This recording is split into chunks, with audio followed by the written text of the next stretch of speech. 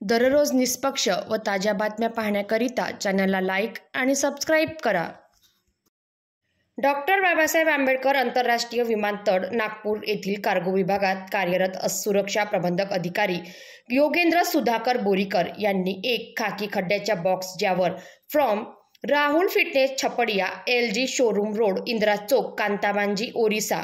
येथून Rahul fitness UP सहजानपूर लाल इमली चौराहा येथे डिलिव्हरी करिताचा पत्ता असलेले एक संशयित पार्सल कार्गोला प्राप्त झाले असल्याची सोनेगाव पोलिसांना कळवले असता परिमंडल क्रमांक 1 चे DCP लोहित मतांनी ACP अशोक शेडके यांच्या मार्गदर्शनात सोनेगाव पोलीस ठाण्याचे वरिष्ठ पोलीस निरीक्षक नितीन मगर यांच्या नेतृत्वात NDPS कायद्यान्वये संशयित पार्सलची कार्गो विभागातील डोमेस्टिक स्क्रीनिंग मशीन समोर कार्गो एक्सटेन्स एरिया नागपूर येथे पडताळणी केली असता एक खाकी रंगाच्या पुठ्ठ्याच्या डब्याच्या पार्सलमध्ये काळ्या, लाल व पिवळ्या रंगाची विमल पान मसाला लिहून असलेली रॅगझिनची बॅगमध्ये हिरवट काळसर रंगाची अर्धवट ओलसर